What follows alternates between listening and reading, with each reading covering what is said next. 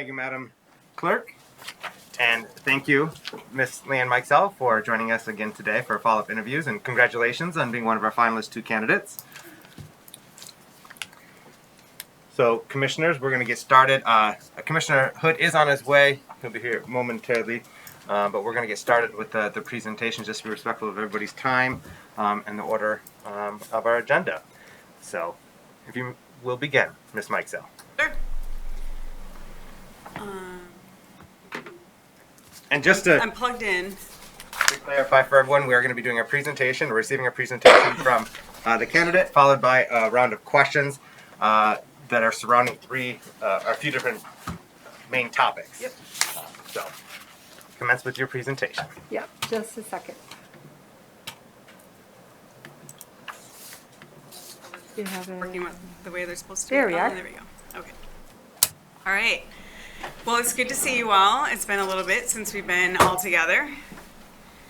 So I'm going to be talking to you about our economic development vision, and I really believe that economic development is the strategy that underlies everything that we're doing at the city.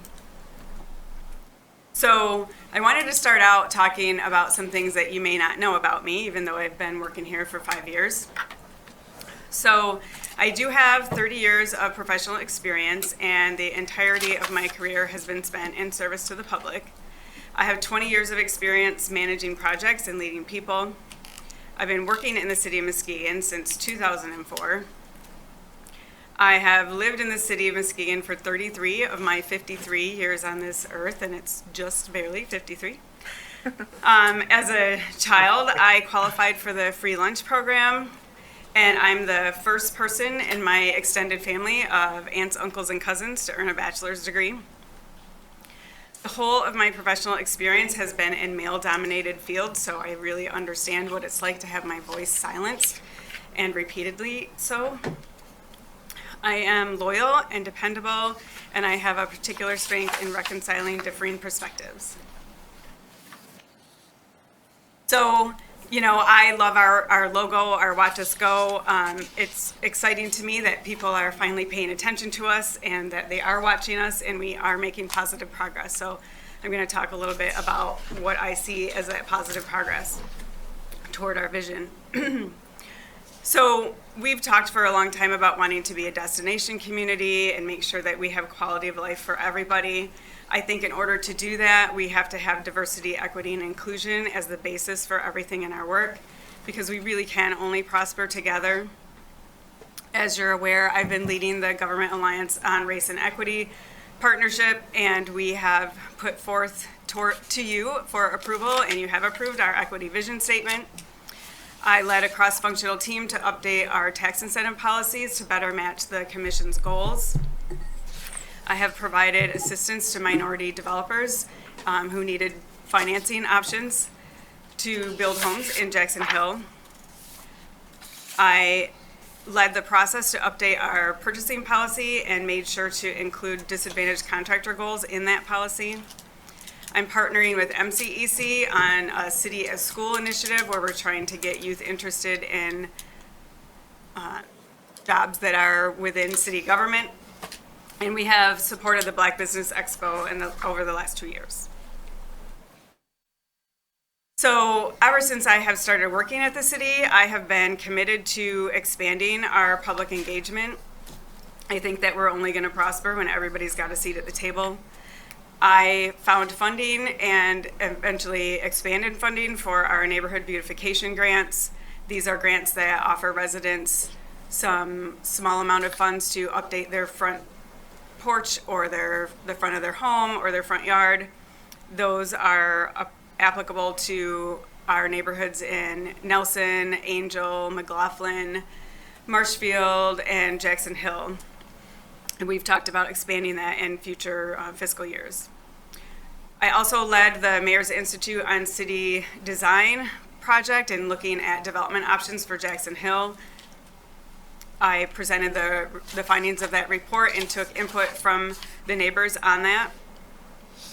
I made sure that our staff got trained on how to better engage with the public, and after going through those sessions, I started programs for our neighbors so that they could better understand how our city meetings work and so that they could be better prepared when they're bringing their public comments.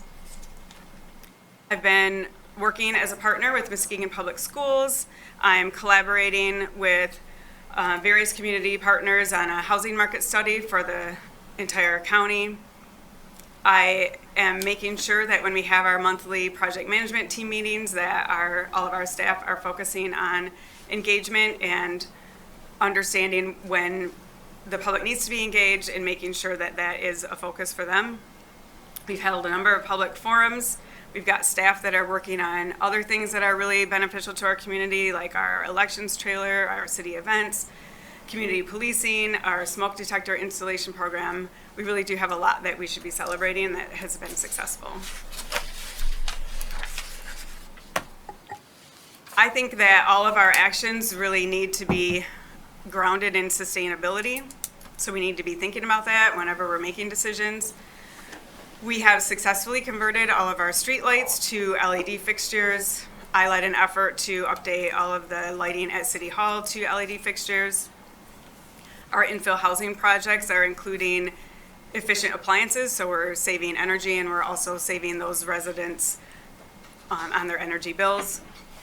I worked with a multi-jurisdictional team on looking at our transit and right-sizing those routes and making sure that they were going the places that they needed to be. I've led the effort to right-size our road standards, to place a roundabout at Lakeshore and Beach Street, which has definitely had a significant impact on congestion and air pollution. I led the effort to reinstitute our curbside recycling program, jumped at the chance to partner with Grand Valley on this Bebot and Pixie drone so that we could have new technology that allows us to clean our beach and our waterfront. And I've been supporting our tree planting programs to make sure that we have shade, beautiful neighborhoods, and we're reducing greenhouse gases. In my time here, I have worked with staff to take advantage of a number of federal and state funding sources. We've really brought in quite a remarkable amount of money to help us work on projects, but really just sustain ourselves. We also have a monthly team meeting where we talk about the IIJA and other grant opportunities that we might want to consider. So we have a lot to celebrate, and we have opportunities where we can do better. We've said in our vision that we want to attract new residents, and we want to make sure that we celebrate who we currently are and the people that are already here. My vision is for an integrated community. I want people to be able to choose what neighborhood they live in, and it shouldn't matter what size their family is or what their income level is. We still have too many vacant lots in our neighborhoods, and we're only going to be able to support community commercial assets if we have the density in our neighborhoods. We've got Western Market, which is totally awesome and everybody loves it, and we're finding that we need that second level for people to go so that they can grow their business and still have an affordable place to be. And we still need to make progress toward having our businesses, events, and city staff reflective of our community, because we're not there. We talked at the visioning session about building trust within our community, and that's tougher to do when we haven't had dedicated staff working on communication, developing a strategy for communication, making sure our messages are consistent and cohesive, and helping us find ways to get better participation. We all know that we have certain neighborhoods where we get lots of input and other neighborhoods where we don't get many people attending at all.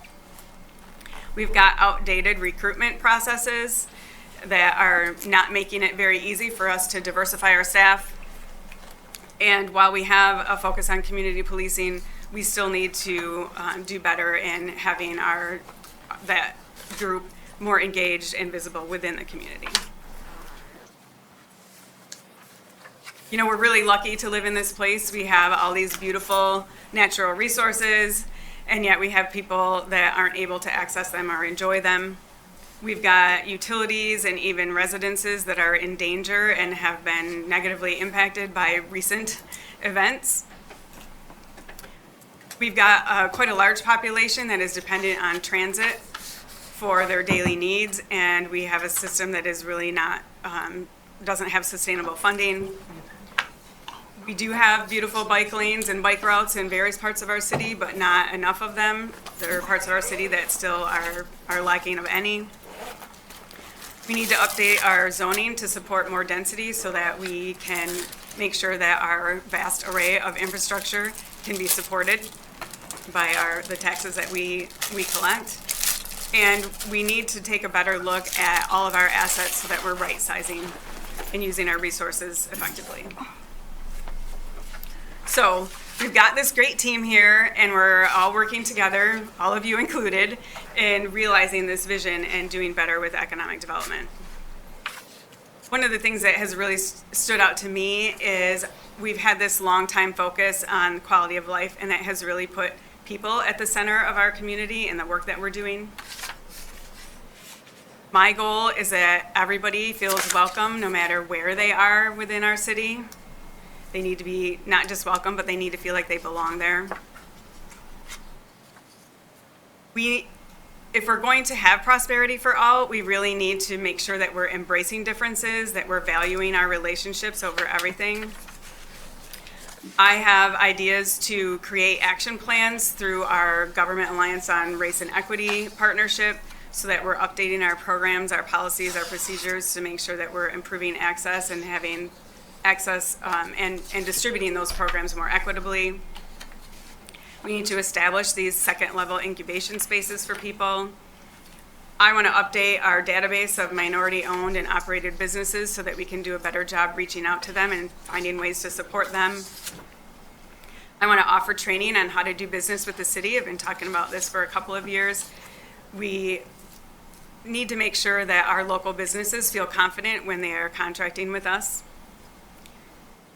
We do have staff that are currently looking at nonprofits that provide business mentors for minority and women entrepreneurs, and I want to look into how we can support the nonprofit and find ways to help our local businesses here.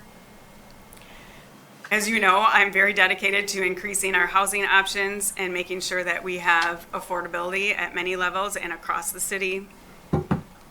We need to make sure that our neighborhoods are complete, that our vacant lots have houses on them that are supporting families, and those families are then able to support commercial development within our neighborhoods. And I want to work toward modernizing our hiring practices and making sure that our workplace culture is a place that is welcoming to people that are different from who we currently have. I really think that if we're going to build community, we have to do it all together, because it's just not going to be the right community if everybody isn't involved. So we want to have our neighbors engaged, and when I say neighbors, I mean our residents, our workers, our business owners. I want to repeat the neighborhood engagement workshops that we did this last summer. I think that they were beneficial, but not enough people were able to participate. I want to expand them.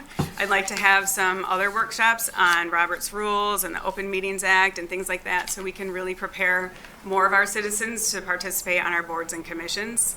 They need to be more engaged. I'm very excited to hire our community engagement manager. Interviews are later this month. I want to work alongside that person to develop the communication strategy and get our Social Equity Economic Development Commission established. I'm supportive of adding school resource officers and working with the school district to find funding to do so.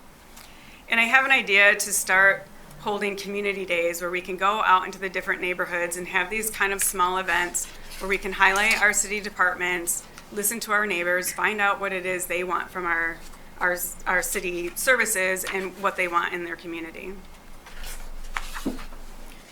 When we're moving forward and making decisions, we do have to make sure that we're considering the impact to our resources in every case. We all have talked about wanting to improve access to our natural resources. We are currently working on some bike lane or bike path projects on various routes within the city. And these would be areas that don't currently have bike routes. I want to continue working on improving our connections between the neighborhoods and the waterfront and making sure that when we are working with the developers that they are not privatizing our waterfront. We saw through COVID that people just really used our parks so much more that they were safe gathering spaces, and yet we haven't had great investment in them over the past decade, so I'm supportive of increasing investment. I am working with a multi-jurisdictional group to look at funding options for transit. We're talking about a regional transit authority and exploring that option because we need something that's going to work into the future. I really want to look at all of our assets and make sure that we're right-sizing them. We've already got Leo working on electrifying at least a vehicle in our fleet, but I want to look further into that. And I do want to continue looking at different energy options for our city facilities. Something else that we've talked about with regard to sustainability is really economic sustainability. We need to attract investment and jobs here. I want to expand our City as School program partnership with MCEC to not just look at the fire department, which has been happening so far, but look at expanding that to the police force and public works. Now that we have these disadvantaged business goals in our purchasing policy, I want our staff to really be looking at these and tracking it to see where there are gaps and where we need to do better. I'm going to partner with financial institutions to improve our lending options, not just for developers, but really for residents who are wanting to buy homes here. I want to get our long-term capital improvement plan established so that we can streamline our budgeting process and really understand where we need to be going. I'd like to develop a strategic plan for our organization that, of course, is based on the vision that we all set together, but I really want to look at asset management, our core functions, and make sure that we're using our resources efficiently and equitably. We've got a talented city team, and if we want them to provide consistent service, all of our decisions really need to be founded in the goals set by the commission, considering the impacts to our existing neighbors and always understanding our fiscal responsibility. So you have an opportunity in front of you, and I have an opportunity with this position. This would be likely the pinnacle of my career if I became the city manager. If you select me, I'll be the first city manager that's female in the city of Muskegon. I'll be the first city manager born and raised in Muskegon since anyone serving in the 1980s. I'm committed to Muskegon. I'm collaborating with the community. I'm focused on strategic planning. I lead based on the values of openness, trust, and accountability, and really expect and appreciate that in return. I believe in our processes, in enforcing our policies, and making sure that we follow the rules that we've set. My philosophy is that clear is kind. I think that people can better trust our outcomes when they understand what our expectations are. I've been your partner in developing and implementing this long-term vision and goals. I believe in them, and I want to continue working with you to improve Muskegon the best that we can. And that's all.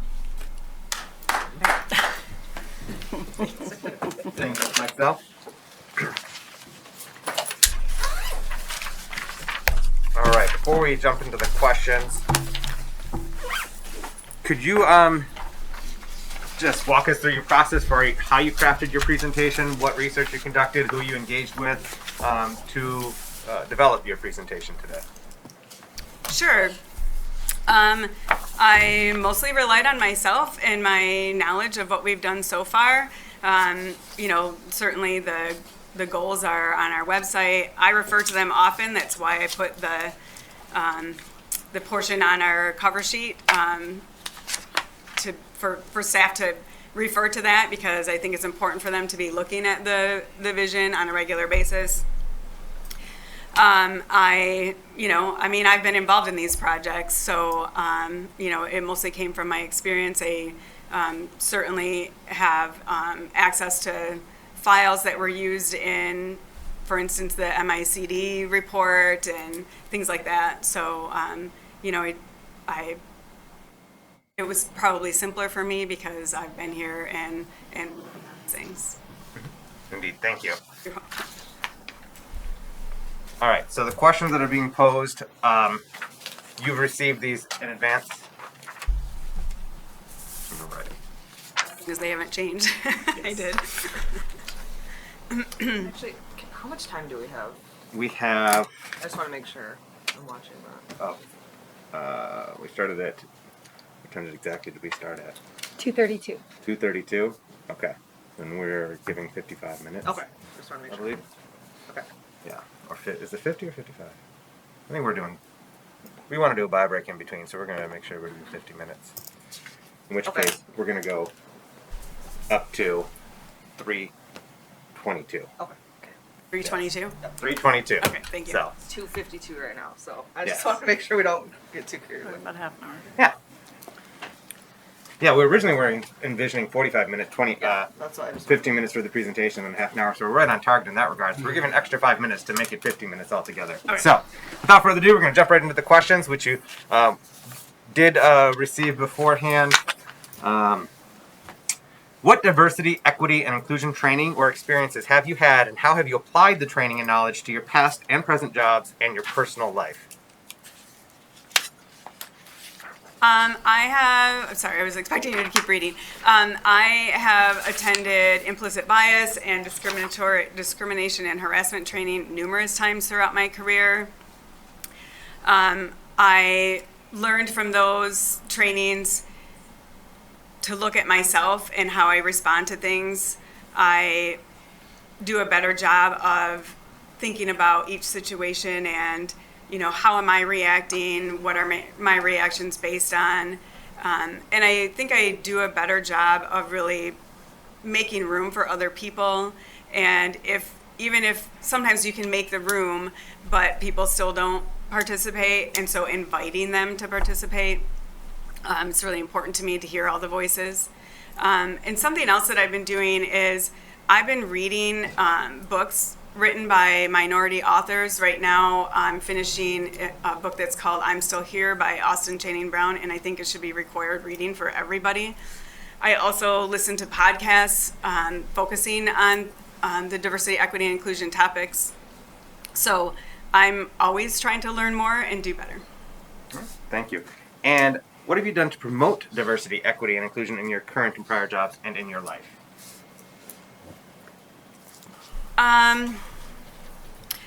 Well, I am on the Civic Theater Board, and I'm on their DEI committee.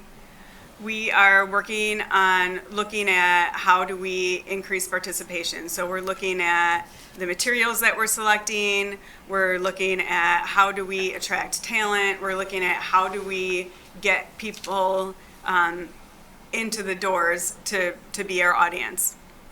So that's not in my job, my personal life, I suppose.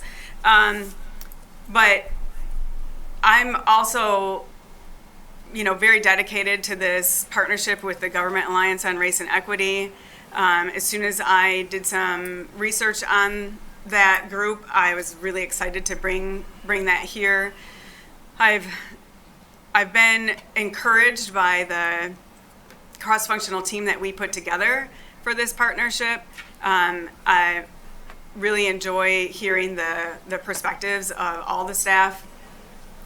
And that we've got this equity vision statement now, but you weren't part of that process for developing it, and just being part of that team and hearing everybody's perspectives has really been enlightening. I think that we have to have these voices at the table. I guess you're not asking me about what I will do yet. But I have made sure that I have reached out to all the neighborhoods, that I get involved in the program, like for the MICD work that we did. Sorry, Mayor's Institute on City Design. I shouldn't probably use acronyms. So really felt that it was necessary once we had that report to talk to the neighbors that are in Jackson Hill. Is this what makes sense for you? And what ideas do you have? Give us your input on moving forward. Are these the things that make sense to you? Okay. And what will you do to promote diversity, equity, inclusion in Muskegon if you are selected as the next city manager? I want to look at our hiring practices I think that, and I discussed this with one of our commissioners, sometimes when we put together our interview panels, we don't have anybody on our staff that's in a leadership position that is a minority. And so how do we make sure that we're getting that perspective? So I think that if we don't have the staff within the city to do that, we have to invite people from outside of the city. We can look to our other communities, we can look to boards and commissions and our community partners to do that. So that's one thing I would like to do. I'm also working with Ken James at MCC to look at what things we need to do to modify our workplace culture, because we may finally attract somebody here, but when they get here, are they going to feel like they're welcome and included? So I want to work with him and learn more about that so I can understand the things that we need to do here. And I really want to look at our recruiting processes. We've done some really great things in the police department, and I'm grateful for that. And I think this City as School program is helpful because it gets our local youth interested in our jobs at the city. But there may be times that we need to go to other locations in the state that have a greater density of minority populations. That we may need to go outside of the state to find people and recruit them to our jobs. All right, thank you. And what tactical community involvement or engagement have you had in your current and prior jobs and in your personal life? And what will you do to participate in or promote community involvement and engagement in Muskegon if selected as the next city manager? In my job, my various positions at MDOT, I normally would have to go to public meetings and present on projects that I managed. We normally would have meetings during the design process so that we could help people understand, what the project was going to be, get their input on, whether that worked for their driveway or not, things like that. And then we would normally have a follow-up meeting right before construction was going to begin so that we could let people know what was going to be happening to traffic flow, how this was going to impact their home, their business, or their commute. I also was involved in community meetings when we were maybe going to change the operation of a roadway and needed to explain that to the community where we were proposing the change and get input from them on how that could or couldn't work. It's amazing the history that you learn when you go to these meetings because a lot of people have lived in places a long time and really understand how things used to be and how things operate. So that was a lot of what I did at MDOT. In my personal life, I used to be very involved in my church. I used to serve meals at MAP Supper House. I've mentioned the work that I'm doing with the Civic Theater Board. I'm on the Downtown Arts Committee. I'm applying to be on the board for Read Muskegon. That's a nonprofit that I think is really doing good work in our community. And as far as my work at the city, I've mentioned before that I have presented on various topics. I've talked about inclusive zoning. I have presented to various groups on the economic development that's happening in Muskegon. I have gone to just neighborhood public meetings. My first year that I worked here, I wanted to make sure I was able to meet with every neighborhood association. I've attended various NAM meetings with all of the neighborhood presidents. I've presented on various topics. I led that Mayor's Institute on City Design project to really understand what different ways that we could develop. That was a really nice model that we could use in other neighborhoods. And as far as what I will do, we need to continue collaborating with our partner agencies, the Community Foundation, on doing this housing study across the county. I know we have our own study that we're doing, but I think it's important to understand what's happening around us as well. I want to continue this city as school project and expand it. I plan to continue collaborating with the Chamber, GMed, and some of our neighboring communities on really talking about regional projects and how they impact all of us and how we can work together.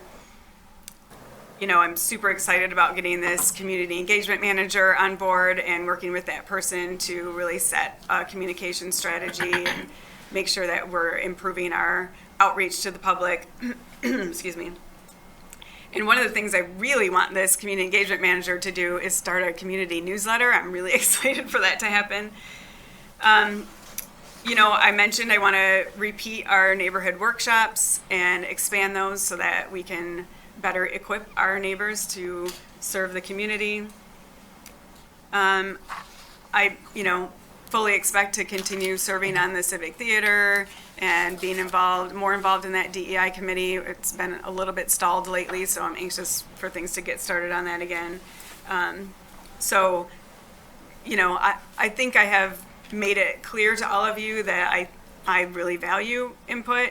I think that we're only ever going to do things better together, and so that's my philosophy for moving forward. Thank you. And could you please describe your understanding and involvement in environmental sustainability in your current and prior jobs and in your personal life? And also, how will you incorporate environmental sustainability in Muskegon and throughout our organization if you are selected as the next city manager? Well, when I was at MDOT, I used to joke that, I was that rare engineer that was also a tree hugger. I was one of those people that used to collect my recycling even before there was curbside recycling, or certainly before there was single stream recycling, and I would gather all my stuff and pack it up in my car and go haul it to a drop-off site. So I was pretty dedicated. While I was at MDOT, I relied on the flexibility that exists in the guidelines for road standards so that we didn't necessarily build as big as we could all the time and make as many lanes as we possibly could. I'm not really about paving paradise to repeat a phrase that has been used. I really think that we need to right-size things, that we need to be careful with our resources. So while I worked at MDOT, I was dedicated to looking at, what's the right way and what's really needed instead of, planning for some future and ending up with something like Moses Jones, where we have 4 lanes in each direction and it was never needed. So I've been an advocate for that. I've also been an advocate for making sure that we're looking at stormwater runoff. If you're right-sizing the road, then you don't have as much runoff, and making sure that we have ways to treat that stormwater runoff so that we can maintain water quality. I know from growing up here how important it is to have water quality because I know that the water I drink comes from the lake. So that's always been important to me. With the city, I mentioned before that I led the effort to update our lighting here so that we were using LED fixtures. I led the effort to update our road standards here so that we are looking at putting roads in that fit the needs of what's being developed instead of, lanes are supposed to be 12 feet wide, that's what we build. I just don't agree with that. I talked before about the roundabout. I led that effort. And I have been, I'm committed to making sure that our transit is going to work. When I first came here, it was odd to me that I lived just a few blocks off Sherman and I worked just a few blocks off Sherman, but I couldn't get a bus to take me there. So I'm really committed to making sure that transit works for people. I know how much of our community relies on that. And as far as what I would do, again, I have this philosophy of really looking at our assets and making sure that we are right-sizing. Let's really understand what we have, the condition of it, and what do we really need, and then make our decisions going forward based on that. And, in the long run, it may end up saving us money too, because if we're doing things the way that we've always done them, just because that's the way we've done them, we might be wasting money. You know, I'm a big proponent of walkable neighborhoods, and know that walkable neighborhoods are going to save us energy. You know, I routinely get questions asked of me by people about our parking in downtown, and you know, if we're building all these structures on parking lots, you know, where are we all going to park? And you know, we're all just too focused on being able to park at the front door. And you know, I look at it like, if I'm in some other city where parking is awful, I walk. And I'm lucky, I have the ability to do that. I know that everybody doesn't have that ability. And so we plan for the people that need to be able to park close, and we plan for the people that can walk. So again, I think that's just a good use of our resources. I think if we're gonna have full neighborhoods, then we're going to be able to sustain the needed investment in all of our infrastructure. So I'm really about good planning, I guess I would say. Excuse me. Thank you. And next question. Please describe your understanding and involvement in public and community safety in your current and prior jobs, and how do you see your involvement in community and public safety in Muskegon if you are selected as the next city manager? When I worked at MDOT, my involvement in safety was mostly focused on making sure that we were designing and constructing roads to the proper standards so that they were safe for people.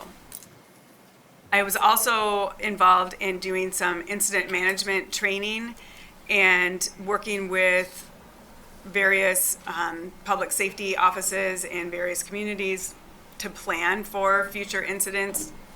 Excuse me. We did put together these plans for, you know, the one that comes to mind is the place between on US 31 between Sherman and I-96 is a long stretch of freeway with no other access, and it tends to have trouble during the winter. And so it seems like every winter we're shutting that down. And so how do we plan for events that are going to happen there? Because we know from history that they've happened, so let's plan for how we're going to handle traffic and how we're going to make things safe for people. So I did a lot of that in MDOT. You know, here at the city, we have this beautiful community policing philosophy. It's done us such good. You know, we have these officers that are dedicated to neighborhoods. I know from going to the neighborhood association meetings that people rely on those officers, and they actually get kind of upset when we change them because they come to believe in that philosophy and to really rely on those officers. They're viewed as a resource in the community. And I know we have a school resource officer, and I know that she's engaging with the students and really humanizing the police department for us, and that's beneficial. So I would certainly support continuing forward with those. I have some ideas on how we could expand it. I think that we can get our police officers even more involved in the neighborhoods. I think that we have some events where we focus on connecting police officers to the public, but I think that we could expand on those. And I would like to also look at our fire department. You know, we have this nice outreach that we do where we go and install smoke detectors and carbon monoxide detectors, easy for me to say. But I think that we could really do a good job of inviting the public into our fire stations more often and letting them look at the equipment that we have. It's really quite fascinating to have the firefighters explain to you everything on that truck and what it's used for. And I think that we could build more community connection and really highlight these dedicated staff that we have. I also know that the school district is interested in adding school resource officers. I'm supportive of that. especially after talking with the school district on their ideas for how those school officers can help. So I would partner with the school district on finding funding so that we could support that effort.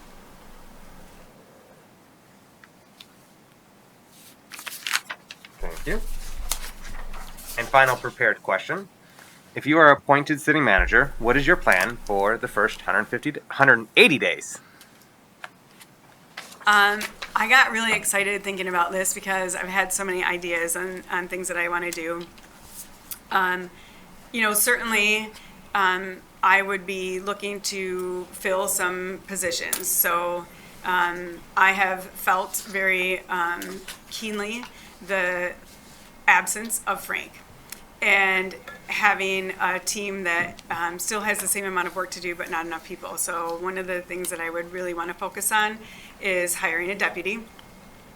The mayor and I have talked about that hiring process and, getting that back in line with what's in our charter. I'm very excited to hire the community engagement manager and work on developing the communication strategy, increasing our outreach to the public, and setting up our Social Equity Economic Development Commission. And I'm super excited to send out our first neighborhood newsletter. I don't know, that's just really important to me.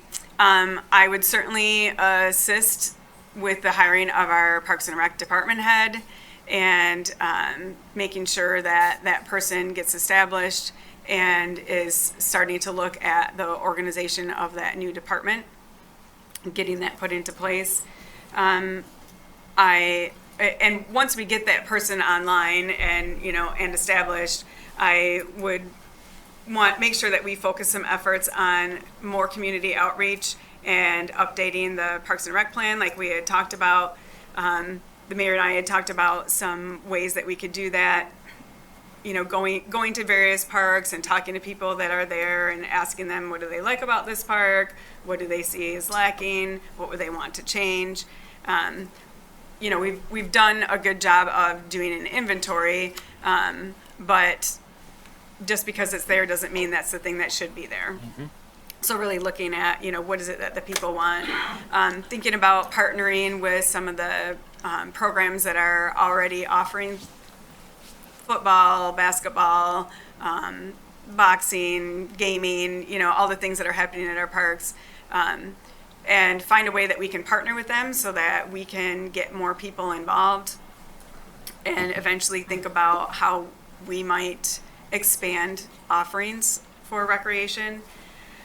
I'm very focused on establishing our capital improvement plan. I think that we really need a better way of understanding our assets and planning for the future. It's really going to help us in streamlining our budgeting process. I have some ideas for the budgeting process as well. Working with our finance director on thinking about what are our revenues, what are our projections, understanding that, looking again at an overall strategy for our organization. What is it that we have? What is it that we need? Where are the changes that we need to make? So, sorry, I'm distracted by that. I also think that we need to take a look at our budget in light of what's happening with the national economy. I'm a little bit concerned about what's happening, and we're already feeling growing pains, and so I'm supportive of the directions that we're planning. I just want to make sure that we can have sustainable funding to do those things. I wouldn't want to start things and then find out that we have to then draw them back. I'm interested in continuing our GARE work. We will be starting to put together action plans that are going to help us update our policies, programs, and procedures. I want to make sure that we are applying things equitably, and that people understand the programs are there, and that they have access to them. I've talked about looking at our city-led events and, really understanding what the goals of those events are so that when we are doing this work and spending our resources, that we're doing it in a way that is meeting our goals and is protecting the health of our staff. We do all this great work. I just want to be sure that what we're doing is consistent with what we all agree we should be doing, and that we're doing it in a way that isn't burning people out. I think we've relied a long time on the talents of our staff, and we have a fantastic staff that is very talented, and they're doing wonderful things. I just think that we're getting to the point that we're asking a lot of them, maybe more than we should be. So we have these growing pains because our city is growing, and we, want to provide these additional services, but, really just taking a step back and looking at what is it that we ought to be doing and planning for that. I don't want to take up all of my time in case there's something else that happens, but I have a very long list of things that I want to do in the first 180 days. I've been thinking about this since before I became the interim manager. I really see some places that we can make improvements. All right. Thank you, Ms. Mikesell. We do have a few minutes left. It is 3:18. We're going till 3:22. So, commissioners, if you have any follow-up questions pertaining to previously asked questions, we can entertain those at this time. I do. Commissioner Ram. Yeah. Ms. Mikesell, you gave a wonderful answer for our final question number 5, about the plan for your first 180 days. And like you said, there is a laundry list of wonderful ideas that you have. How do you begin to prioritize them? I started to kind of write them down in priority order. There are definitely some staffing challenges, so I think that we need to meet those first. And I think that really looking at the strategy would be another priority for me, because then that's going to guide some of the other things that are going to happen. Thank you. Commissioners, any other follow-up questions? Vice Mayor German. Yes, thank you, Mayor. Thank you, Manager Mikesell, Interim You're welcome. Mikesell. Talked about DEI, and that's been a primary focus in the community. You mentioned Mr. Ken James, who does an exceptional job with facilitating and making sure DEI is implemented in the city of Muskegon.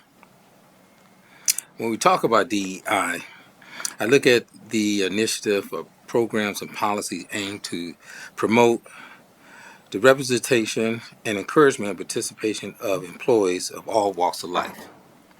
Okay? Now that's given age, gender, race, religion, disability, identity, sexual orientation, to make everybody feel welcome. Okay.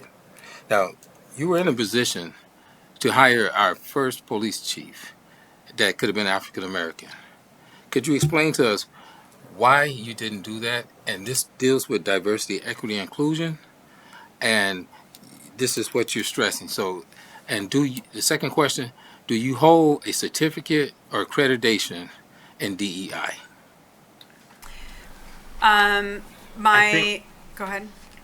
If you could answer the latter question. I don't think we have enough time to answer the first question. I do believe that question merits being answered, however. So, Vice Mayor German, would you welcome her answering that separately? Actually, I would like to. If you can give a very, can you give brief a question? Sure. Answer. brief Yeah. top Yeah. line? Yeah. Sure. 'Cause now we're delving into personnel matters, and it's Yeah. not exactly the place for that, but I do recognize the relation to the DEI question. Exactly. Sure, right. It was a really difficult decision to make. What it came down to is paying attention to the references that we received for both candidates. I received word from 3 of the references from the minority candidate that he was not ready for this type of a position. And so I just didn't feel confident moving forward and placing him in a position. I certainly didn't want to set him up for failure, and I certainly didn't want to set us up for failure. So, I would love to be able to hire him in a different position, but I was I was given information that he was not ready for that type of a position. So it was a very difficult decision to make. Okay, thank you. As far as certification, I do not have a certification in DEI. Okay, thank you. And that does conclude our time for Q&A with Ms. Mikesell. So we appreciate you being with us today. You're We very greatly appreciate all of your work with our community, with our commissioners, with our staff, and moving Muskegon forward. So thank you. It's my pleasure. All right, commissioners, we're going to take...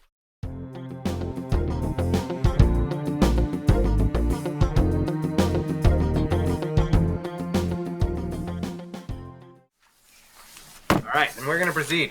Welcome, Thank you. Mr. Jonathan Seyferth, and congratulations on being one of our 2 finalist candidates for the city manager of our magnificent city. Thank you.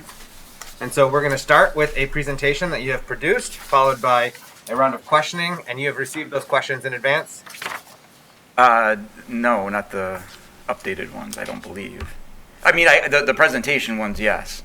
So you had not received the other I questions in advance. don't believe. Okay. Let me, Well, this puts one candidate at a disadvantage. so, I mean, it's the ones that are. They are there, yes. Or just take mine. Okay. Don't worry about those right now. Focus on your presentation. Yeah, you hang on to those, but. Take it back. But that does That's give good. me some pause. But No, you're good, you're good. no, it's fine. We'll roll with it. We'll roll with it. Hey, Yeah. you are flexible. So, So- we're gonna be questioning on your feet. Okay. So please proceed with your presentation. Sure. So the commission had asked that that the candidates give a presentation on the status of the vision, specifically looking at economic development and how to integrate DEI, community engagement, and environmental sustainability. So, and then what's working and maybe where there's gaps. So I'm looking at this from an outside perspective, trying to kind of gauge where things stand. And I've talked to some community members as I went through this process. So obviously you've got your 4 areas that the vision that the commission put together with staff through 2027. And the economic development, housing, and business is where I'm going to be taking a focus. The current action items for Goal 2, there's these 7. At the top, I've put some progress bars on there. I'm about tracking, and these are things that I would like to see done with the goals and objectives as we move forward. These aren't necessarily specifically where these objectives stand at this point in time. This is kind of guessing from talking to some staff on different things and things of that nature. So what's going well in economic development? From looking at some of the comments that I was able to look through the SWOT analysis that you guys did, it looks like there's good alignment on the economic development strategy. And that is important because of the amount of time and resources that staff put into economic development. We want to make sure that the commission's comfortable with where they're moving. There also appears to be capacity in the system regarding staff knowledge and the amount of staff. You could probably always use more staff on different things. People get spread thin, but there's good capacity with knowing what is and is not able to happen. So as far as where some of the big successes are, I think the diverse housing types, there we've had some great successes there here in Muskegon with the infill housing, and I was able to get around the neighborhoods and talk to some folks who live near some of these projects to hear how they feel that they're going. So these different projects are on Leonard Hoyt, Muskegon Avenue, over here on Apple. We've got the senior housing project just down the hill here, and then Heritage Square with mixed use. I was able to talk with some residents who live near some of these developments, and I was hearing very good things about how this has impacted their community, and they're excited to see this type of action going forward. So I think this is a big win for the community. And one of the things that's really cool to see, this last house here is on Grand. It's absolutely beautiful on the inside, completely redone, original housing stock. And this is just around the corner from some of the houses on Hoyt that were being redone. So that's going really well. And I think the city's also making really good progress towards closing out ongoing projects, such as moving forward with Harbor 31, which has been in the mix for a long time. Obviously, there's There's dirt moving there, which is great.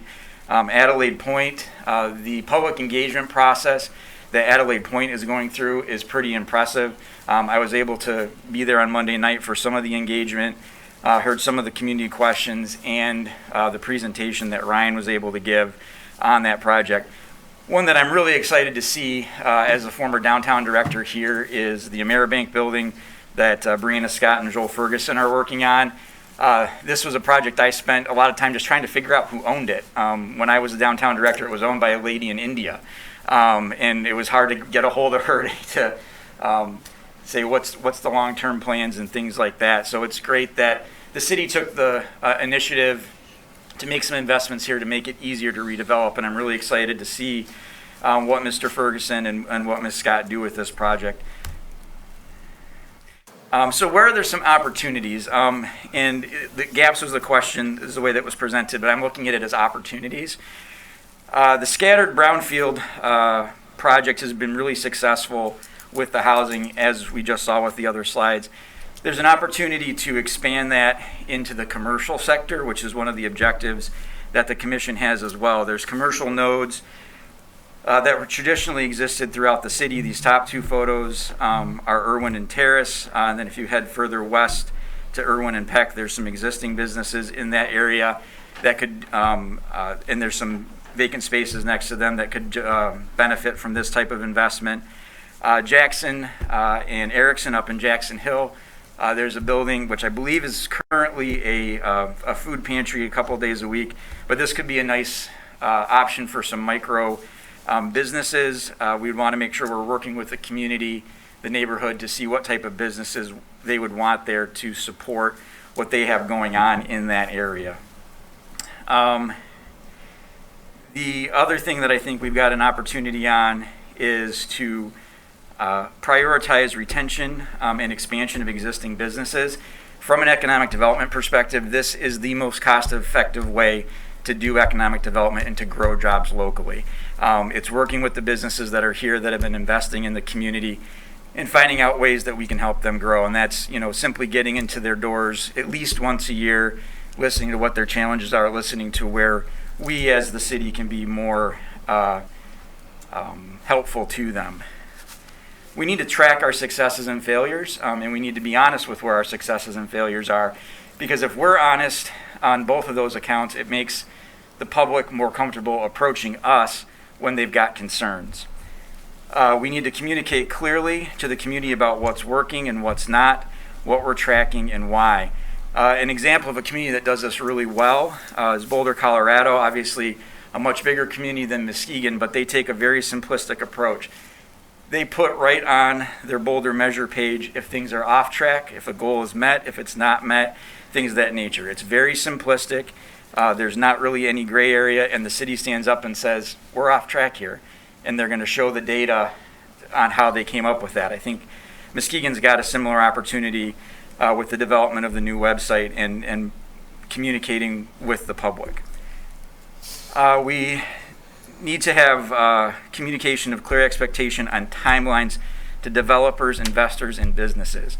Coming from an economic development background, one of the things that gets really frustrating for businesses and developers, whether they're small or large, is when they don't have a clear expectation of the timelines that they're going to be under, whether that's public meetings, public hearings, review times, things like that. If we can outline at the outset what those are, it makes them much better at planning what they need to do and planning for success. Because if things get popped up at the last minute and things have to get shifted around for them, that's investment, that's time, that's money, and that can be the difference between a project being successful or not being successful. The overall objective is we want to be a welcoming and inclusive city where everyone's valued and respected.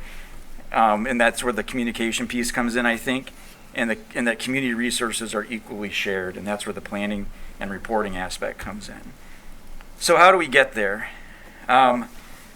We need to pick annual priorities, seek to understand the variables of those various projects, and when you're looking at these 5 steps, the light blue and the green at the top I really see as the commission and upper management working with the community to try to organize those. Then you get to organize and communicate. Organize in this case means organizing the project and moving forward and communicating through what our objectives are in this. Then you get to the point where you're executing.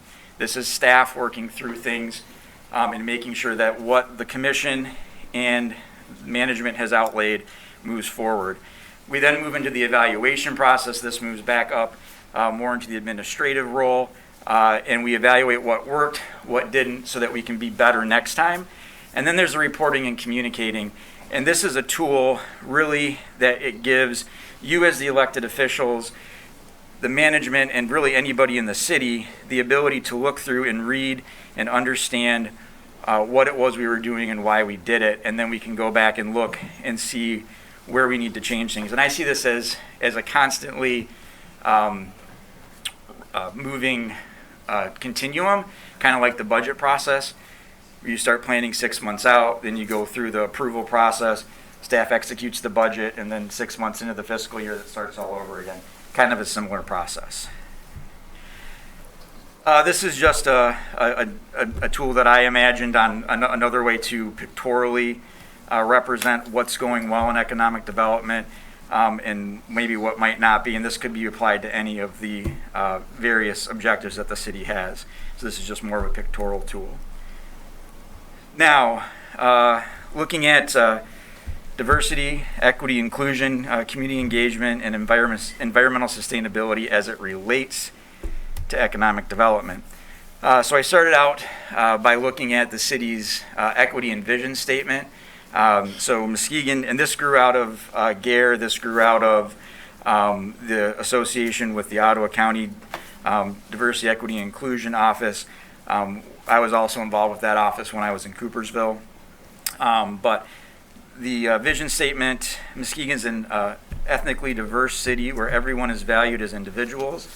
Access to city services and programs is universal. People are engaged in community building, and the diversity of the community is reflected in the city's businesses, events, boards, commissions, and staff. This aligns very well with ICMA's standards and the ICMA's ethical standards that as a city manager I'm required to uphold as part of my profession. So how do we implement those in our objectives here? We need to meet community members where they're at to understand the challenges they face, and we need to be not just going in and talking to them when we need something. We need to be in there and talking to community members at all times, and being open to the feedback that they're giving us.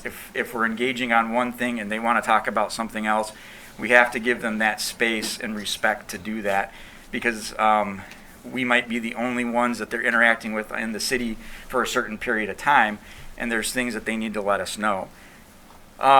We need to review city policies, practices, and job descriptions, and really look to try to identify and eliminate implicit bias within our documents, to figure out what is it that we are doing that might be causing people to self-select out of a process. What are we doing unknowingly that's maybe making somebody feel unwelcome in a situation, and how can we change that? We have to do it deliberately within our policies and procedures, and then we have to also take steps to go out into those communities. We have to make a point. We have to make it a point to practice to actively include marginalized voices in discussions. And what I mean by this, it's not just going into a neighborhood and having a discussion during a public hearing. It's about finding ways to give people who have traditionally been marginalized a seat at the table when decisions are being made. It's how do we find ways to do that, whether it's on special projects, standing committees, things like that. Back to the measure and communicate. We need to be honest with ourselves and evaluate how we're doing on this, and we need to agree on what our standards are going in, so that when we evaluate it, we know what we're evaluating for. And then we need to communicate that back out to the community, to our staff, and to each other, and we need to hold ourselves accountable. One of the big things with DEI, and this is actually just something from my professional approach to things is follow up or fail. If you're in a situation and someone asks for follow up or someone asks a question about something and you say, I'm going to get back to you, you get back to them. And if you don't have the answer for them, you follow up and say, hey, I'm still working on this. I haven't forgotten about you. Here's what I'm trying to do. Because if you say you're going to follow up, if you say you're going to return a phone call and then you don't, that's the quickest way to undermine trust. That's the quickest way to go, okay, they're just going through the motions and the city doesn't really care what it is I have to say. So this leads into community engagement, and these are all related. We need to listen actively and without judgment when we go into the community, when we have meetings. One of the things that I heard as I was walking around and talking to residents was that when they attend meetings, when they attend public hearings, a lot of times they feel the decision's already been made and that their input doesn't really matter, and why can't they have input earlier in the process? And I think some of that's the structure of government. The way that we're structured is public hearings happen at a certain point in the process, and a lot of the process is already done. General public doesn't necessarily understand that. There's nothing that says that we can't take a step back earlier in the process and do those type of engagements. And that goes back to the clearly communicating with developers, with business owners that are doing investments, because if they know that at the beginning, they're generally fine with that. Community meetings need to be in multiple locations and in multiple formats. We need to be using all the tools and technologies that we have available to us, whether that's streaming on Facebook, having it on TV, texting out information. There's tools that are available to the general or to local governments to communicate out things like that. We need to be using everything we can. Old-fashioned, hard copy newsletters. That's a great thing too, because we've got a lot of people who aren't connected. We need to ask for feedback and how people would like to be communicated and engaged with. We shouldn't assume that we know every way that's going to work or not work. We need to admit our mistakes and move forward. One of the things that I saw in the SWOT analysis that you guys completed as a staff was sometimes there was a fear of people in the public to come forward with issues because they weren't sure how it was going to be perceived. If we're admitting mistakes, if we're learning from those, that should make people more comfortable. Finally, environmental sustainability. We need to set specific standards for the city as an institution for decarbonization. And we need to measure and hold ourselves accountable to that. I know that the city's made a commitment to start purchasing EVs for the fleet, and that's great. Are there other things that we can do that would help to reduce our carbon footprint? We need to develop policies that impact sustainability and equity together. And what do I mean by that? We need to ensure that all areas of the city are treated equally when implementing green infrastructure and resiliency. That's going to look different from one part of the city to the next. The west side of the city, we might have more of an issue with high water. The east side of the city, we might have more of an issue with stormwater because of age of infrastructure and where that water goes into the creeks and the river that eventually empties into the lake. How do we make sure that we're working together to look at this as a whole and tackle those things together? We need to put green development standards in zoning and incentivize those if that's the direction we want to move into. How are we accommodating local or like natural growth gardens and yards and things like that?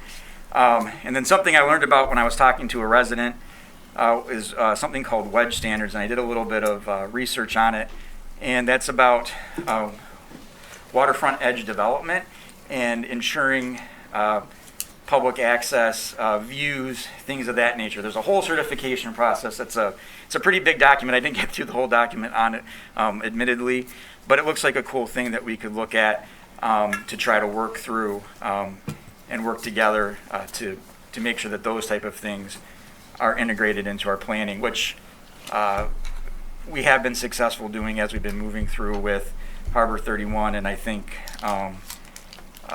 Adelaide Point as well. So that's my presentation. All right, thank you, Mr. Seyferth. Yep. Before we move on to the next questions, could you please just explain to us your research process, how you went about crafting this presentation, what resources you relied upon? Yeah, so I got the question from the recruiter last Thursday, and then I communicated with her on Friday, just asking what was the appropriate methods for me to get the information as the external candidate, because the question really assumed a certain level of knowledge within the organization. And she indicated that because this was a second interview, it would be appropriate for me to reach out to staff to try to get some information. I tried to be as judicious as possible not to bug staff, because obviously they've got jobs to do. So on Saturday morning last week, I emailed the recruiter a series of 4 questions. I believe she then sent those on to Ann. Ann did a great job of working to get me some different information.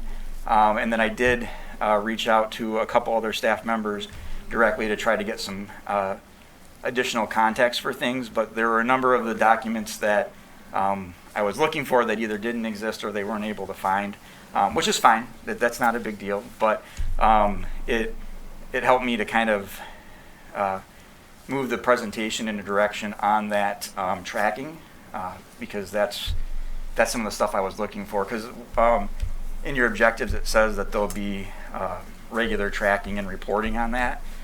So, yeah. Okay. Okay. Thank you, Mr. Seyferth. Yep. Before we get into the questions, I'm going to pause the clock because initially these questions, the subsequent questions that we're going to ask, weren't going to be shared with the candidates in advance, but it's my understanding that Ms. Mikesell had received them inadvertently, and so it was my presumption that you had also then received them inadvertently, but you have not had an opportunity to review those questions in advance, and so I would, while you're not going to have ample time as much as Ms. Mikesell, I would like to pause and give you, 10 minutes just to read through them, maybe collect some notes. I think that's only fair that we give you some time to review those questions. Commissioners, any objections to providing 10 minutes? No. Okay. And if I did get them, I didn't see them in the email, so I apologize.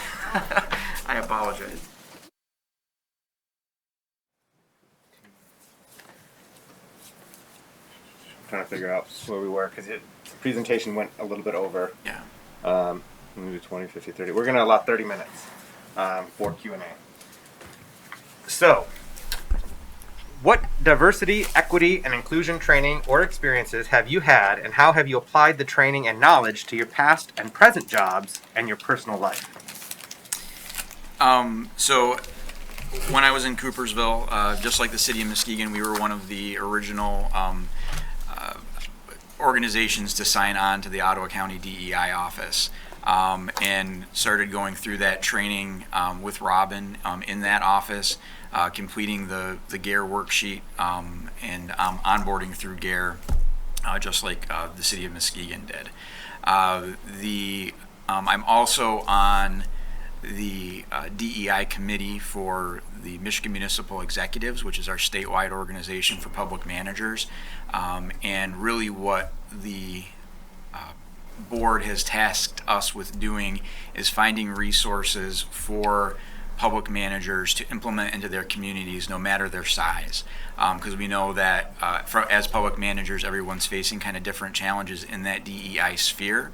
And what works in Muskegon or Coopersville or Grand Rapids is going to be different than what works in Escanaba or any number of small communities in different parts of the state. This isn't a committee that you just sign up for with MME.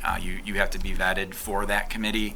And I had to explain what my personal interest and professional interest was on being in that committee. That as a member of the LGBTQ community, I thought I brought a different perspective than what might have been on the committee already. This is the first year of the committee, so we're still getting our feet underneath us. But really what we've been doing is working through to ensure that our colleagues have the tools that they need to be able to implement that.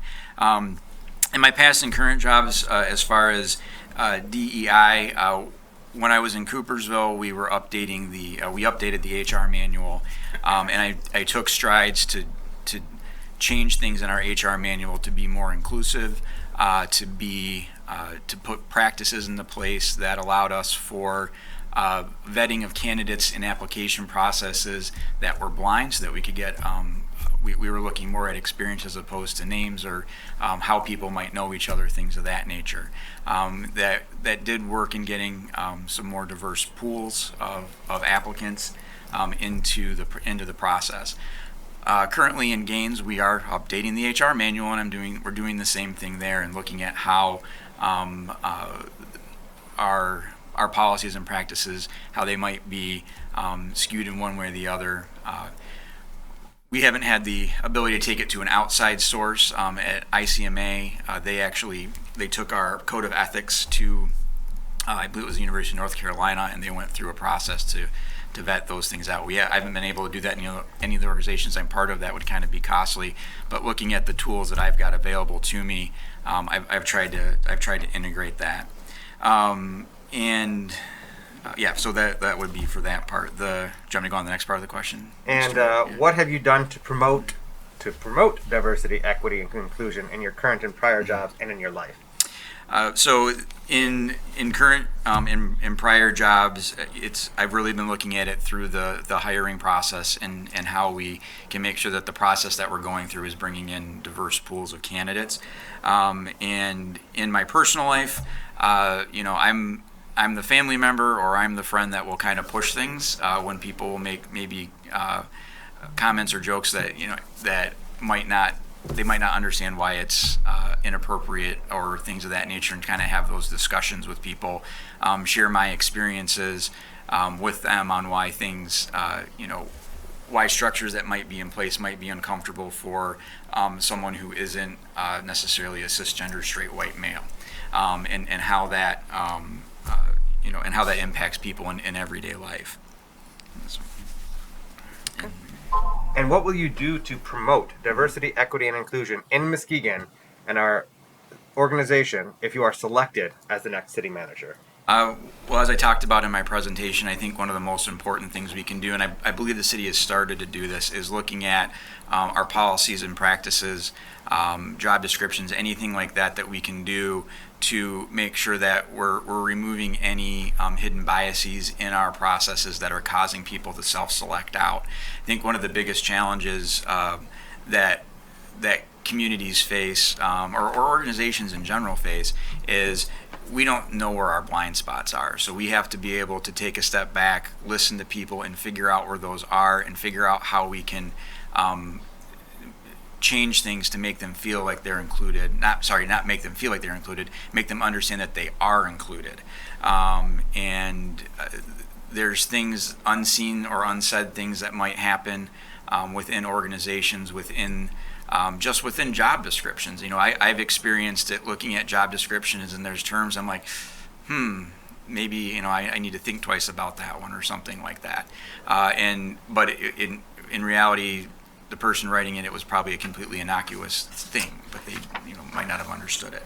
So making sure that we're going through it and looking at those practices to see what we can do to be more deliberate in our inclusion of everyone in our community.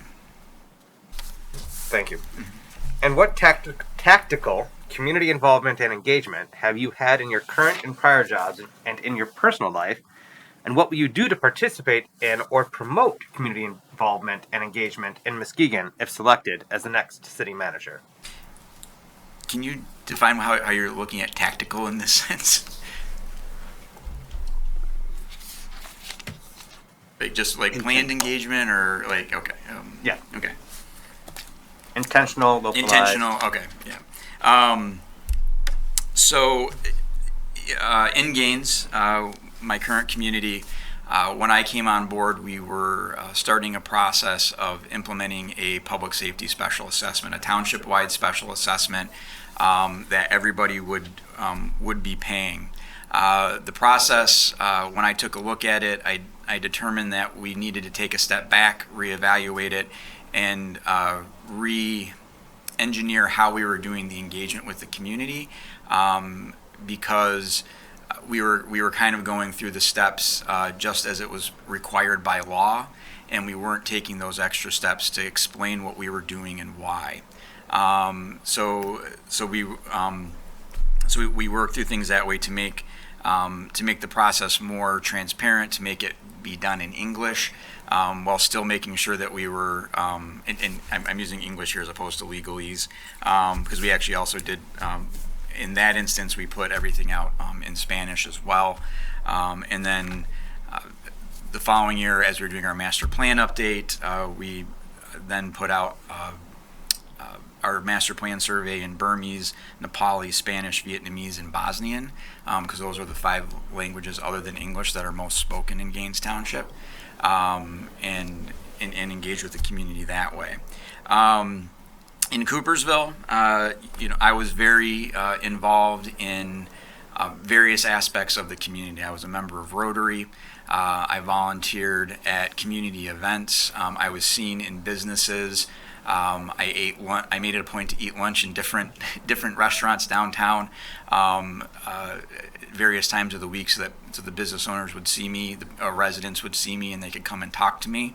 And I would try to have enough time that I would actually sit down in the restaurant and eat and not get it to go, and just bring some notes with me or whatever so I could work. But if anybody wanted to come up and talk to me, there was that option. It wasn't an official city manager come visit me lunch, but I was out and seen in the community.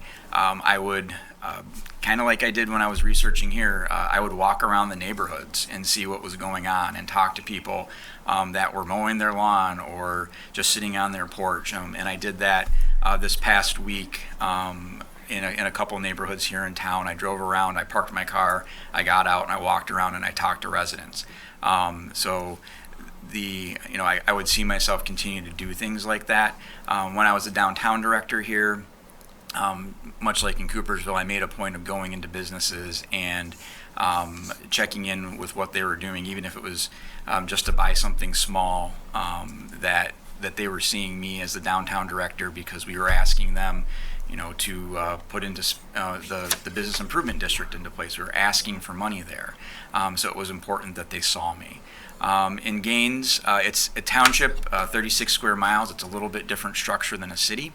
But I do make a point to frequent the local businesses as much as I can, and to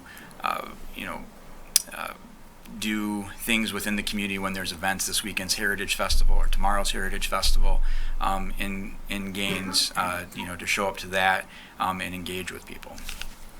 And I'll continue to do those type of things as the manager here. I like doing that type of stuff. I don't really see it as work. I see it as one of the fun parts of the job, to be quite honest with you. You're getting to go into people's spaces that have made a commitment and an investment in our community, and you're hearing their stories, and you're hearing what it is that they love about Muskegon. What is it that they wish was different, and I think that's where you get a lot of your good ideas. The wedge development stuff I wouldn't have known about if I hadn't gone around and talked to residents here in town. And like I said in my first interview, I know I'm not the smartest person in the room, and I'm going to ask questions, and I'm going to let people give me feedback, and I'm going to do my research and figure out what the best way forward is. Thank you. And could you please describe your understanding and involvement in environmental sustainability in your current and prior jobs and in your personal life? And also, how will you incorporate environmental sustainability in Muskegon if you are selected as our next city manager? This is something in our personal life that we're really committed to. Obviously there's the curbside recycling. That's kind of like the very low-hanging fruit, environmental sustainability. But when consumers came forward with the option to buy into solar farms as opposed to putting solar on your roof, we did that because we wanted to make sure that we were getting green energy for our home. We're currently on a wait list for an EV vehicle. Not sure when that'll actually happen, but that was something that was important to us, that the next vehicle that we purchase is an EV, because we think that's an important thing to do. As far as in my current or prior jobs, when I was in Coopersville, we were looking very hard at what options we had to integrate green technology as far as energy generation into our wastewater plant. Wastewater plants are very high energy users, as you can imagine. There it's a forced air system. In those ponds, actually, when you drive to Grand Rapids, you drive right by those ponds. In Coopersville, that's all air that's being pushed in through essentially 3 jet engines that sit in a room, and they use a lot of electricity. And so we were working with engineers and different vendors to try to find out if there were things that we could do to reduce our footprint there. Unfortunately, we weren't able to find one that was economically feasible for the plant at that point in time, but it is something that I think you need to take a look at as a community, particularly in communities that are being, hard hit by climate change and environmental variations that are occurring. If we have the ability to make a positive impact there, I think we need to take steps to do that. And I would certainly look to see what we could do here. Like I noted in my presentation, making a commitment on what we want our carbon footprint to be, whatever that objective would be, and then laying out the steps on how we're going to get there and to track it and report it. Looking at different things with everything down even to zoning and infrastructure management. There's things that you can do within infrastructure management that allows for stormwater management in a much more environmentally friendly way. That's stopping contaminants from getting into the creeks and the river and the lake that we've spent so much time and money, basically my entire life, cleaning up. And we want to make sure that we're taking those extra steps to make sure that we're doing that and looking at what those options are. Whitehall has a really good example of a green infrastructure road that handles stormwater in a different way when that rain cascades off and then it filters down through the road. It's along Shoreline Drive where that new housing development is, kind of by Howmet, if you're wondering. But they've got some. I could see Commissioner Gorman thinking about that. So, they took the time and investment and engineered that to move forward. And I think we can do steps like that here in Muskegon. And a lot of times those green infrastructure things that you do end up being quality of life enhancements for people in the community. They might cost a little bit more initially, but hopefully in the long run they start to realize some savings. Obviously we need to make sure that we're being good fiscal stewards and we're looking at the costs of these things. And I wouldn't want to just say, gung ho, we're going to do all this, no matter the cost. But I think as you're looking at engineering, can you do like option A and option B and alternative bids to get what those prices are and figure out what's the long-term cost associated with that as well. Thank you. Next question. Please describe your understanding and involvement in public and community safety in your current and prior jobs, and also how do you see your involvement in community and public safety in Muskegon if you are selected as the next city manager? So in my current position, from a public safety and community engagement perspective, because we are a township, it's more of a classic relationship with the sheriff's office. We do contract with them. We have dedicated deputies who only patrol in Gaines, and we've got a community police officer. The community police officer is well integrated into our staff, and he does a lot of work with the HOAs in the township with the multifamily residential complexes that we have to give them tools to identify problems and prevent things from becoming problems in the long run. But it is a contracted service with the sheriff's office, so there's a little bit of separation there. In Coopersville, although we also contracted with the Ottawa County Sheriff's Office, it was a completely different structure. The structure in that case is much more akin to what the city of Muskegon has with Seyferth. The Ottawa County Sheriff had a station in City Hall in the old Coopersville Police Department. And we had 6 dedicated officers, 4 community police officers, road patrol officers, a school resource officer, and a sergeant. The sergeant really served as the police chief. And he was or individual still is, a department head within the city. They come to all department head meetings. They regularly report to the city manager on what's going on, and work to make sure that the services that law enforcement is delivering within the city meet the expectations of the city council and the city manager. The officers, the daytime officers, a big part of their job was, community policing, getting into the businesses, talking to the residents. It wasn't just driving around in their car. The nighttime officers, they did things like door checks on the businesses. And let me tell you, if a business owner came in the next morning and they found out one of their doors was unlocked, I got a phone call because they knew that the officer didn't check.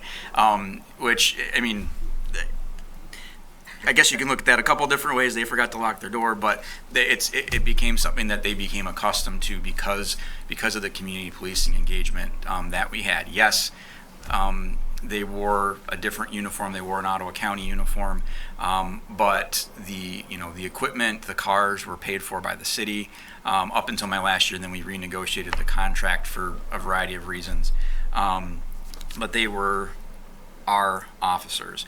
The city chose to go in that direction 25 years ago because prior to that, there was a lot of turnover in the Coopersville Police Department. Coopersville would invest a lot of money in training, and then they'd get hired away, as is what happens in law enforcement and in fire departments all over the place.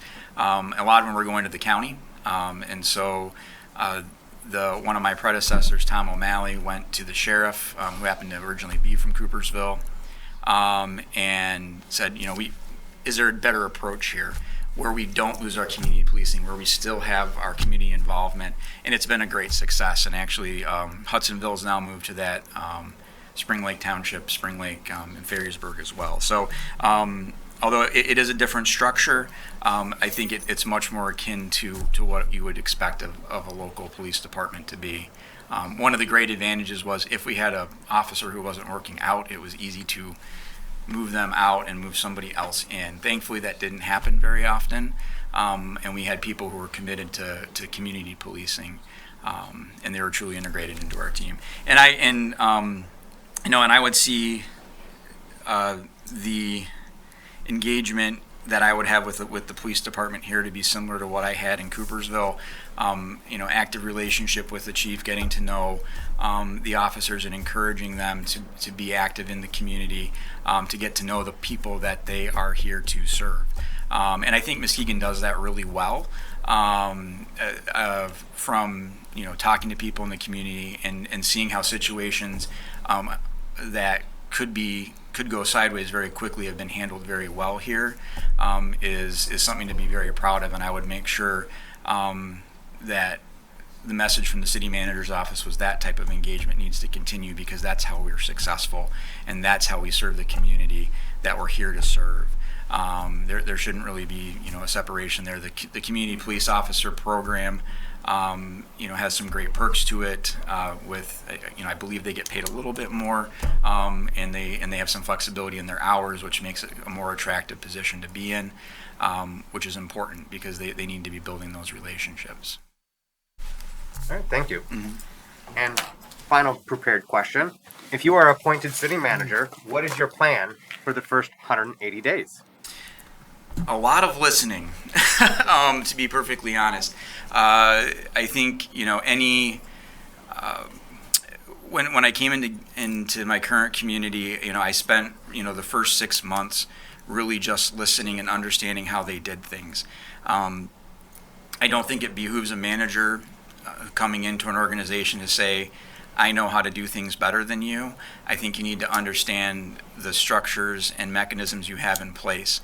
The city has good staff, and it's moving in a good direction. So I need to understand where things sit, but I also need to understand as commissioners, through meetings with you guys one-on-one, what it is you're concerned about, where it is you see we need improvement, and then how can I work with staff to make that happen over time. But it'll be a lot of listening. So I think, I'll be, one-on-ones with department heads, one-on-ones with all the commissioners, getting to neighborhood association meetings.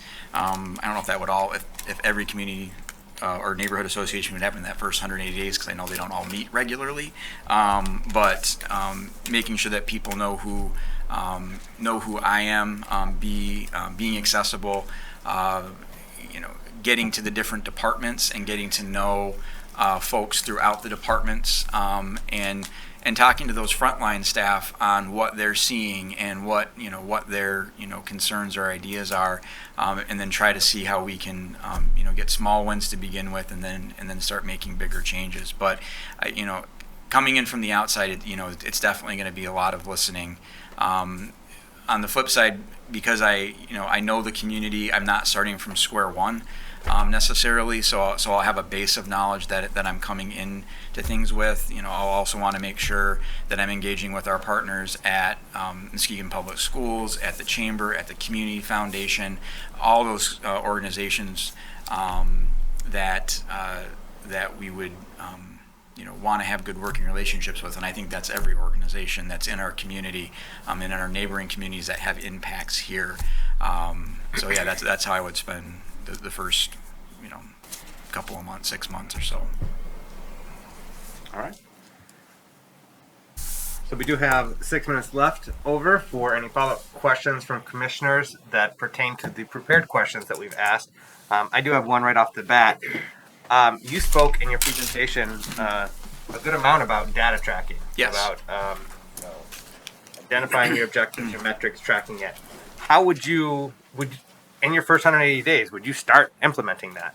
Would you start taking action in that regard of I think I would want to setting know up what that our system? Yeah, I would want to know what our capacity is to track things accurately. But I do think because the 2022 to 2027 goals and objectives are in place, and those sub goals are in place, I think that there is a way to start tracking that, and you can do that in a couple different ways. One thing that I did when I was in Coopersville was with our DDA, because that's very plan driven, was any memo that came before the DDA board or the council that dealt with it, it identified what part of the plan this particular project was moving forward and where we were in the process. So that's a very simple way to start identifying and moving that forward. But I think it is something that we could look at implementing earlier on, but I would want to understand from you guys as the elected officials, what's the type of information that's going to be most helpful for you to do your job and communicate out to the community on what we're doing. We could start looking at how that would work with the 2027 goals that are in place. All right, thank you. Commissioners, any additional? Vice Mayor German. Yes, thank you, Mayor and Mr. Seyferth. Thank you for attending. A couple of questions on DEI. Okay. I heard you talk about bias, Yes. and that was something that I feel that's important because we all have biases, whether we want to realize it or not. Mm-hmm. First of all, are you DEI certified, or do you carry a certification in DEI? I do not carry any certifications, no. Okay, thank you. Okay, you mentioned biases, and with the city of Muskegon being very diverse, about 38,000 residents, 32% black, 60% whites, 0.22% Asian, and Native American 0.83, roughly in those figures. What would you do to make sure that this community here in the city of Muskegon feel welcome, inclusive, and to try to build bridges in that gap that they felt that they're not welcome, with your training and your expertise and experience?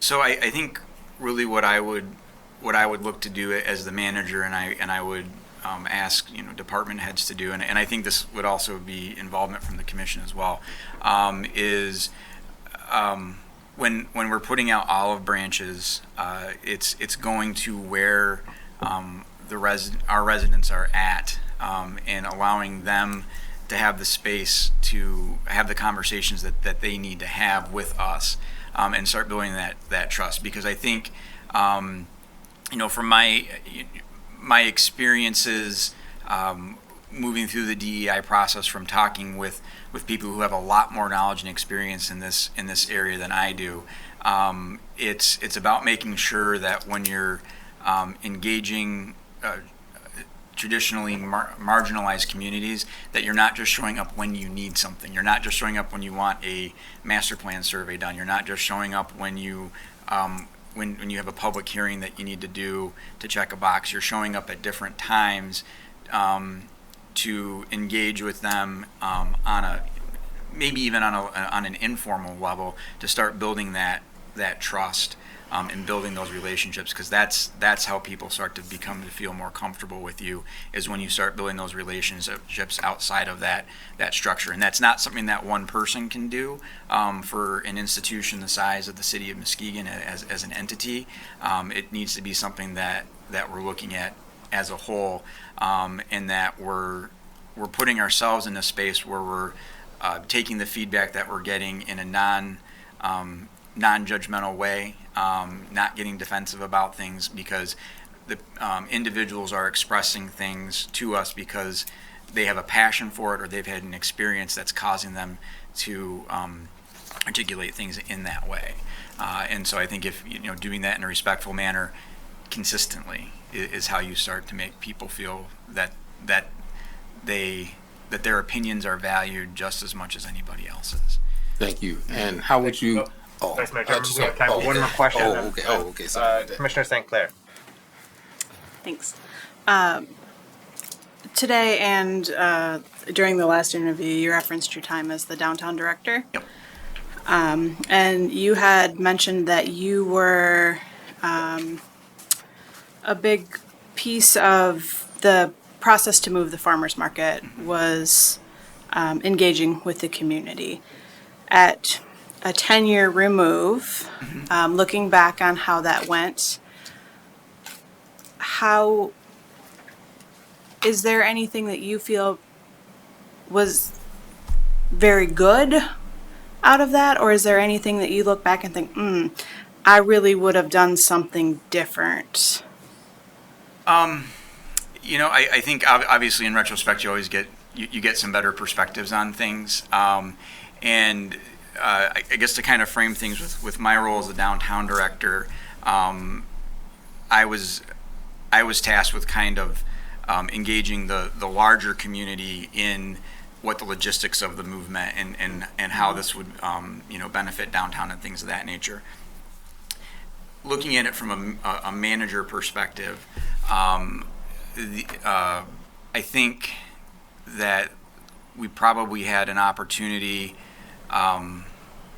to engage particularly Jackson Hill a little bit differently in the beginning of the process. I know that the city was engaged with them, and when that conversation started, I was thinking I would be part of the conversation, but then I was directed that actually, because the city commission was the one that made this decision, City Hall's the one that is going to be engaged over here, and you need to be engaged over here with the downtown. So, but I think whenever you're making a big move like that and knowing what, knowing how it's going to impact the folks, there's a multifamily housing development just up the hill and around the corner from the farmers market where people would walk to it. How would that impact them? And one of the things that we looked at was, okay, where are the bus routes and how does that get to the central bus station? And then you've got about the same walk, but maybe having those conversations earlier in the process. And that's one of the things with the objectives that I put out was outlining those processes at the beginning, and maybe having more public engagement at the beginning, so those questions can be answered, because just like some other residents told me this past week, they feel like decisions are made at the public hearing prior to things happening. And so I think that I'm assuming that there were residents who felt that way about this as well. And I think if you take a look at it, there was some very good. There's some very good things that have happened from the market moving downtown, and there's some synergies that have occurred, and I think it was the right move, but I'm sure that there's probably things we could have done better in that regard, and that's why in my presentation I was talking about outlining all that stuff ahead of time, because honestly, the developers that I've worked with, they care about the timeline, but they care more about knowing what the hoops, for lack of a better term, that they have to jump through in the process. And so if we can outline that and say, we need to make sure we're engaging here, that'll be, that's important. So, Thank you. yeah. Thank you, Commissioner St. Clair. Thank you, Mr. Seyferth. That does conclude our time for Q&A.